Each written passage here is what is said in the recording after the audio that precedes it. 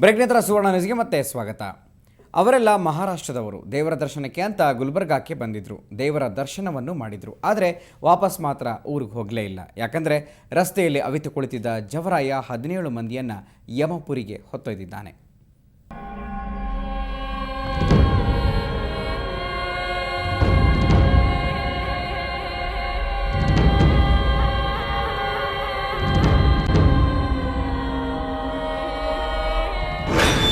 ಚಿಕ್ಕಸಿಂಧಗಿ ಬಳಿ ಭೀಕರ ಅಪಘಾತ.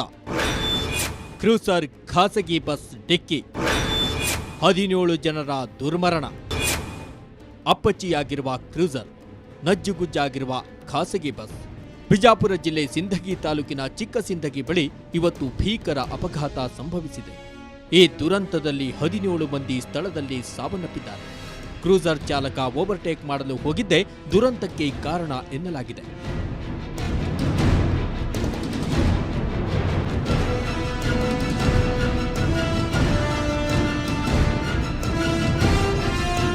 ಇವತ್ತು ಮಧ್ಯಾಹ್ನ ಸಿಂದಗಿ ತಾಲೂಕು ಹತ್ರ ಚಿಕ್ಕ ಸಿಂದಗಿ ಅಂತೇಳಿ NH 218 ಮೇಲೆ ಒಂದು ಊರು ಬರ್ತದೆ. ಸ್ವಲ್ಪ ಕರು ಇದೆ, ಅಲ್ಲಿ ಒಂದು ಭೀಕರ ಅಪಘಾತ ಸಂಭವಿಸಿದ್ದು. ಒಂದು ಕ್ರೂಸರ್, ಮಹಾರಾಷ್ಟ್ರ ಪಾಸಿಂಗ್ ಕ್ರೂಸರ್ ಮತ್ತು ಒಂದು private travels bus MR travels ಅಂತೇಳಿ ಬಿಜಾಪುರದಿಂದ ಗುಲ್ಬರ್ಗ ಕಡೆ ಹೋಗ್ತಾ ಇತ್ತು.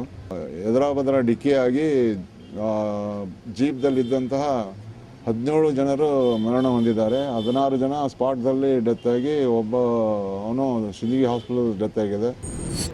4 ಮಹಿಳೆಯರು, 1 ಮಗು ಸೇರಿ 17 ಮಂದಿ ಮೃತಪಟ್ಟಿದ್ದಾರೆ. ದುರ್ಘಟನೆಯಲ್ಲಿ ಗಾಯಗೊಂಡ 5ರನ್ನ ಸಮೀಪದ ಆಸ್ಪತ್ರೆಗೆ ದಾಖಲಿಸಲಾಗಿದೆ. ಕ್ರೂಸರ್ ವಾಹನ ಮಹಾರಾಷ್ಟ್ರ ನೋಂದಣಿ ಹೊಂದಿದ್ದು, ಮೃತರೆಲ್ಲರೂ ಮಹಾರಾಷ್ಟ್ರದ ಸಾಂಗ್ಲಿಯವರೆಂದು ಹೇಳಲಾಗಿದೆ. ಬಿಜಾಪುರದಿಂದ ಸಾಂಗ್ಲಿಗೆ ಪ್ರಯಾಣಿಸುವಾಗ ಈ ಅವಘಡ ಸಂಭವಿಸಿದೆ. ಒಟ್ಟಾರೆ ರಾಜ್ಯ ಹೆದ್ದಾರಿಯಲ್ಲಿ ಅಡಗಿ ಕುಳಿತಿದ್ದ ಜವರಾಯ 17 ಜನರನ್ನ ಹೊತ್ತೊಯ್ದಿದ್ದು ಮಾತ್ರ ದುರಂತ. ಬಿಜಾಪುರದಿಂದ ರಾಜು ಪಾಟೀಲ್, ಸುವರ್ಣ ನ್ಯೂಸ್. ಮಳೆ ಮಳೆ ಮಳೆ ಕಳೆದ ಕೆಲ ದಿನಗಳಿಂದ ಮಳೆಯದ್ದೇ ಮಾತು. ರಾಜ್ಯದ ಹಲವೆಡೆ ವರ್ಷಧಾರೆಯ ಅಬ್ಬರ ಜೋರಾಗಿದೆ. ಅದರಲ್ಲೂ ಗಡಿ ಜಿಲ್ಲೆ ಬೆಳಗಾವಿಯಲ್ಲಿ ಪ್ರವಾಹದ ಅಬ್ಬರ ಮಿತಿ ಮೀರಿದೆ. ಮಡಿಕೇರಿ, ಚಿಕ್ಕಮಗಳೂರು ಜಿಲ್ಲೆಯಲ್ಲಿ ಮಳೆಯ ಹೊಡೆತಕ್ಕೆ ಭೂಕುಸಿತ ಉಂಟಾಗಿದೆ.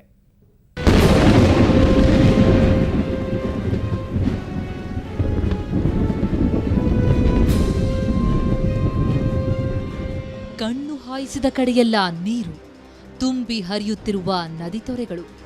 ಮಹಾರಾಷ್ಟ್ರದಲ್ಲಿ ಧಾರಾಕಾರ ಮಳೆ ಬೀಳುತ್ತಿದ್ದು, ಅದರ ಎಫೆಕ್ಟ್ ಬೆಳಗಾವಿಯಲ್ಲಿ ದೊಡ್ಡ ರಾಧಾಂತ ಸೃಷ್ಟಿಸಿದೆ. ಚಿಕ್ಕೋಡಿ, ರಾಯಬಾಗ, ಅಥಣಿ ತಾಲೂಕಿನಲ್ಲಿ ಪ್ರವಾಹ.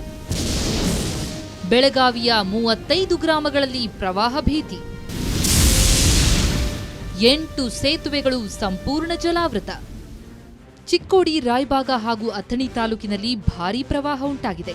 ಪರಿಣಾಮ 3 ತಾಲೂಕುಗಳ 35 ಗ್ರಾಮಗಳಲ್ಲಿ ಪ್ರವಾಹದ ಭೀತಿ ಉಂಟಾಗಿದೆ. ಅಲ್ಲದೆ 8 ಸೇತುವೆಗಳು ಮುಳುಗಡೆಯಾಗಿವೆ. ಅಷ್ಟೇ ಅಲ್ಲ, ಮಹಾರಾಷ್ಟ್ರದ ಪ್ರಸಿದ್ಧ ಪುಣ್ಯಕ್ಷೇತ್ರ ನರಸೋಬವಾಡಿ ದತ್ತ ಮಂದಿರಕ್ಕೂ ನೀರು ನುಗ್ಗಿ ಜನರಲ್ಲಿ ಆತಂಕ ಸೃಷ್ಟಿಸಿದೆ.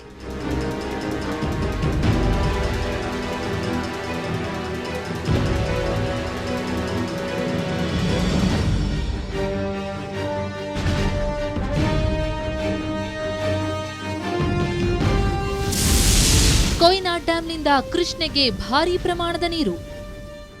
ಇವತ್ತು ಮಹಾರಾಷ್ಟ್ರದ ಕೊಯ್ನಾ ಡ್ಯಾಂನಿಂದ ಕೃಷ್ಣಾ ನದಿಗೆ 1.25 ಲಕ್ಷ ಕ್ಯೂಸೆಕ್ ನೀರು ಬಿಡಲಾಗಿದೆ. ಇನ್ನು ಹಿಪ್ಪರಗಿ ಬ್ಯಾರೇಜ್ನಿಂದ ಆಲಮಟ್ಟಿ ಅಣೆಕಟ್ಟಿಗೆ 1.18 ಲಕ್ಷ ಕ್ಯೂಸೆಕ್ ನೀರು ಬಿಡುಗಡೆ ಮಾಡಲಾಗುತ್ತಿದೆ. ಹಾಗಾಗಿ ಬೆಳಗಾವಿ ಜಿಲ್ಲೆಯಲ್ಲಿ 35 ಹಳ್ಳಿಗಳಲ್ಲಿ ನೆರೆ ಉಂಟಾಗಿದೆ.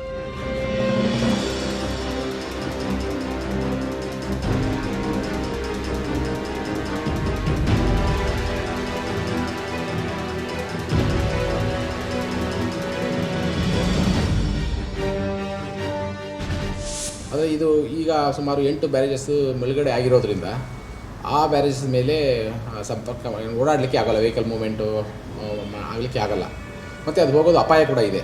ಹಾಗಾಗಿ ಅಲ್ಲೆಲ್ಲ ನಾವು ಪೊಲೀಸ್ ಪರ್ಸನಲ್ನ ಹಾಕಿ ಬ್ಯಾರಿಕೇಡಿಂಗ್ ಮಾಡಿ ಯಾರೂ ಜನ ಇಲ್ಲಿ ಪ್ರಯಾಣ ಮಾಡಬಾರ್ದು, ಅಪಾಯ ಇದೆ ಅಂತ ನಾವು ಅಲ್ಲಿ ತಿಳುವಳಿಕೆ ಕೊಟ್ಟಿದ್ದೀವಿ.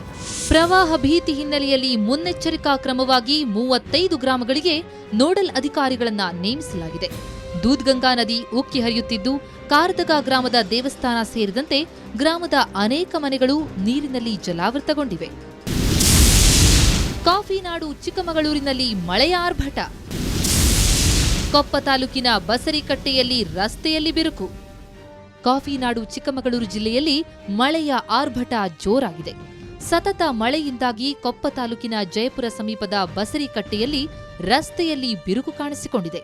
ಇದರಿಂದ ವಾಹನ ಸಂಚಾರಕ್ಕೆ ಅಡಚಣೆ ಉಂಟಾಗಿದೆ. ಮಂಜಿನ ನಗರಿ ಮಡಿಕೇರಿಯಲ್ಲಿ ಮಳೆಯ ಆರ್ಭಟ. ಎರಡನೇ ಮೊಣ್ಣಂಗೇರಿಯಲ್ಲಿ ಬಿರುಕು ಬಿಟ್ಟ ಭೂಮಿ. ಮಂಜಿನ ನಗರಿ ಮಡಿಕೇರಿಯಲ್ಲಂತೂ ಮಳೆ ನಿಂತೇ ಇಲ್ಲ. ಧೋ ಅಂತ ಸುರಿತಿರುವ ವರ್ಷಧಾರೆಯಿಂದಾಗಿ ಮಡಿಕೇರಿ ತಾಲೂಕಿನ ಎರಡನೇ ಮೊಣ್ಣಂಗೇರಿ ಗ್ರಾಮದಲ್ಲಿ ಭೂಮಿ ಬಿರುಕು ಬಿಟ್ಟಿದೆ. ಇಲ್ಲಿನ ಶಾಲಾ ಆವರಣದಿಂದ ಅಂದಾಜು ಅರ್ಧ ಕಿಲೋಮೀಟರ್ನಷ್ಟು ಉದ್ದಕ್ಕೆ ಭೂಮಿ ಬಿರುಕು ಬಿಟ್ಟಿದೆ. ಅಲ್ಲದೆ ನಾರಾಯಣ ಎಂಬುವರ ಮನೆಯ ಗೋಡೆಗಳಲ್ಲಿಯೂ ಬಿರುಕು ಕಾಣಿಸಿಕೊಂಡಿದ್ದು ಜನ ಆತಂಕಗೊಂಡಿದ್ದಾರೆ.